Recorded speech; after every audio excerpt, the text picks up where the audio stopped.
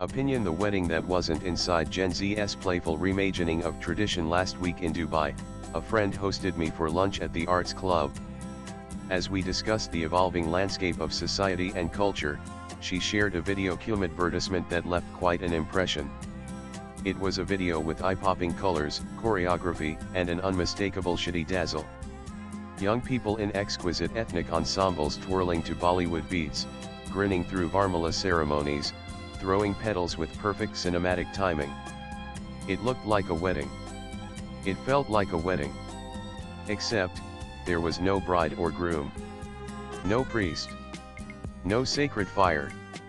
Just a curated performance of what a wedding is supposed to feel like. Welcome to the world of fake weddings. A rapidly growing trend among Gen Z across India's metros and now increasingly across global campuses and expat communities. These shitty-style parties have all the makings of a big fat Indian wedding minus the actual marriage. There's a mehendi counter. There's a sangeet. There may even be a barat, a makfara, and a buffet that rivals real wedding spreads. But what binds it together isn't commitment's content. At first, I wasn't sure what to make of it. As someone who has spent a lifetime celebrating and chronicling Indian culture from classical forms to crafts, from cuisine to couture, I carry a deep reverence for the Indian wedding.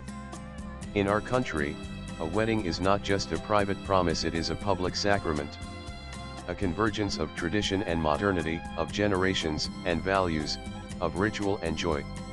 So when I saw these ceremonies unmoored from meaning, I felt a curious discomfort. But the more I read, watched, and listened, a layered story began to emerge. One that is less about parody and more about performance.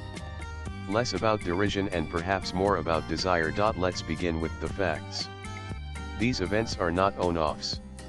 They are a flourishing genre. Event companies in Delhi now regularly host fake weddings, with entry passes ranging from 500 rupees to 3,000 rupees. Guests dress in ethnic finery, sip cocktails, play shitty games, and create content for social media. Some of these are on college campuses, others are in rooftop bars or curated lounges. The catch: no real couple, no commitment, and absolutely no family drama. It's not just India. At Cornell University in the US, a two-day fake wedding drew scores of students. In Dubai, South Asian millennials recently attended a full-blown Farza Sangeet, complete with gujras and DJ sets.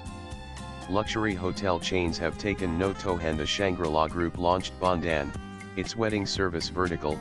The press event itself was a mock wedding, starring models in Taran Tahiliani couture and live Sufi musicians. So, why now? Why fake weddings?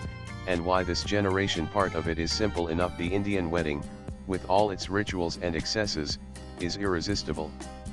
The clothes, the food, the music, the emotion, it's a high-voltage celebration of life. For many Gen Zers, especially young professionals far from home, NRIs, or foreigners who've grown up hearing about Indian weddings but never been invited, the idea of a fake wedding is less rebellion, more participation. It's a way to access the magic, without the pressure. But there's something deeper, too. Today's young adults are navigating a landscape of shifting values.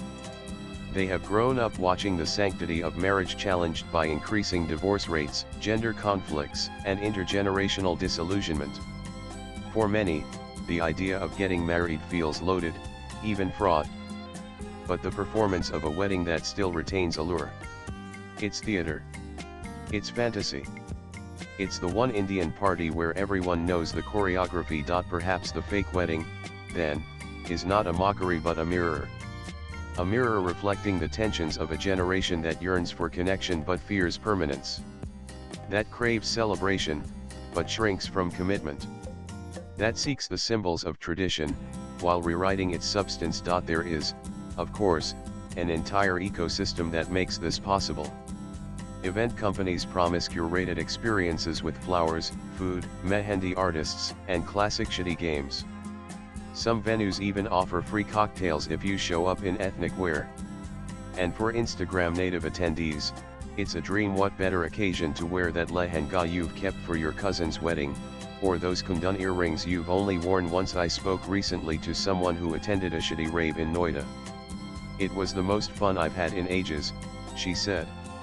There were doll players, a fake bride and groom, a haldi station with marigolds, and even a choreographed sangeet.